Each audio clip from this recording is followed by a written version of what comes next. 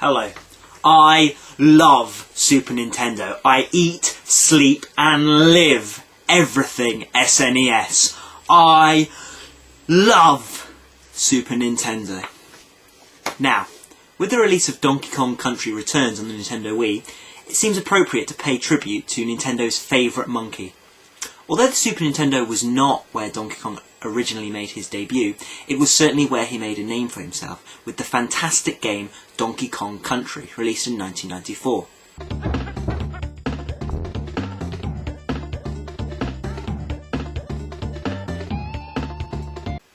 Two sequels on the Super Nintendo followed.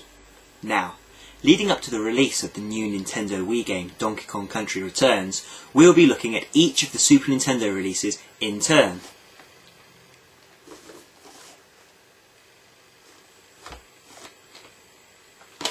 Starting now. So, sit back, relax and enjoy as we take a look at the original Donkey Kong Country on the Super Nintendo.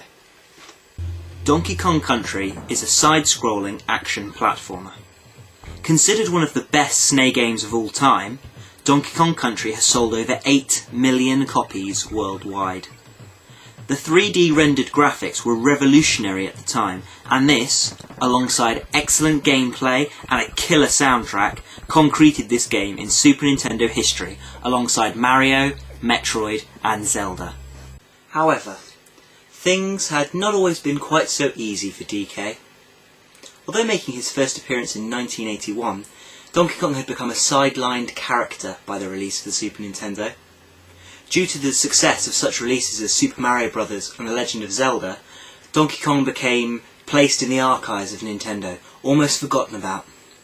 It was only the release of Donkey Kong Country which really elevated Donkey Kong and allowed him to become the successful character that we all know him to be. The story of the game is simple. The Kong's banana hoard has been stolen by King K. Rool and his Kremling army, and so Donkey Kong and his friend Diddy Kong must set off across Donkey Kong Island to retrieve the bananas and defeat King K. Rool. Along the way, Donkey and Diddy are helped by other members of the Kong family, and also make new friends such as Rambi the Rhino, Onguard the Swordfish, and Winky the Frog.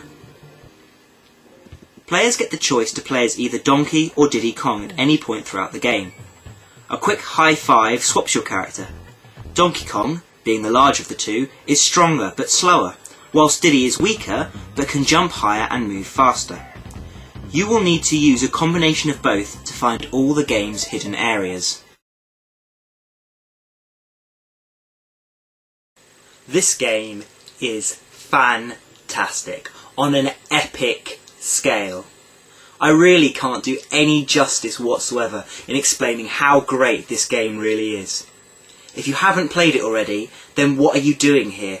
Go out, find a copy right now and play it, and then come back. Don't worry about it, I'll wait.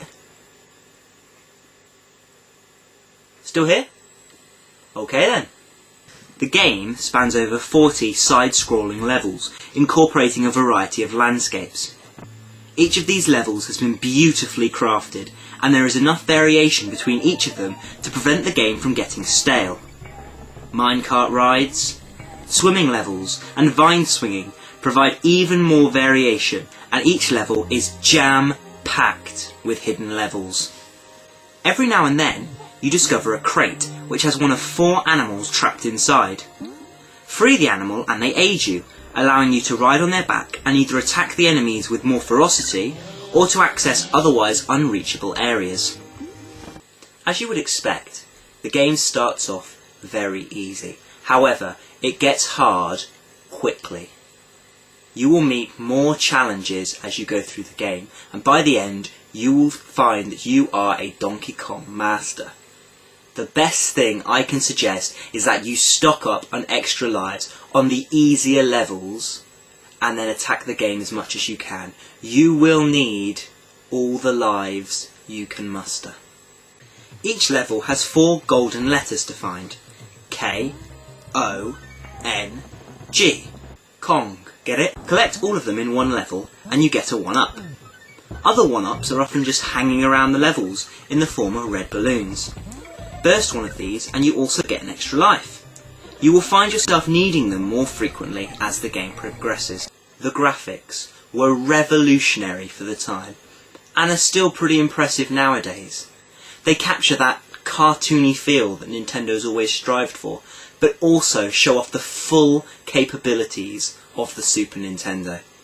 Although other games, such as Killer Instinct, have also used 3D rendered graphics, personally, I think that Donkey Kong Country pulled it off a lot better.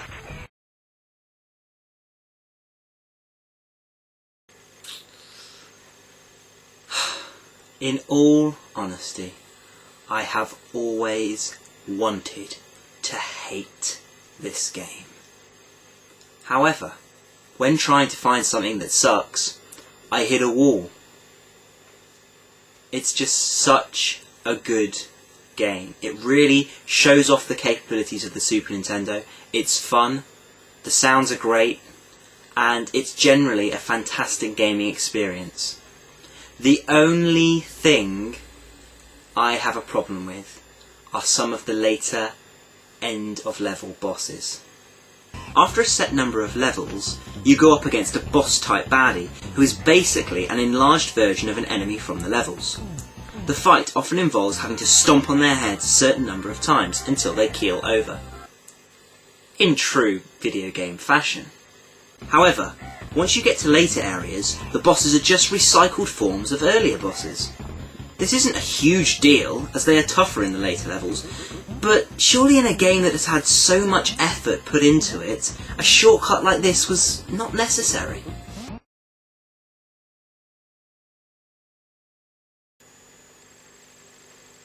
An epic soundtrack, fantastic visuals, and a fun gaming experience make Donkey Kong Country worthy of its title as one of the greatest Super Nintendo games ever made. The developers obviously wanted to make a fun gaming experience, but never let that get in the way of creating a fantastic journey. Like I've already said, I've always wanted to hate this game, but I just can't bring myself to do it. Because of that, Donkey Kong Country gets a whopping 96% on the Super Nintendo Fanboys scale. Are there better games out there? Yes. But we'll get there.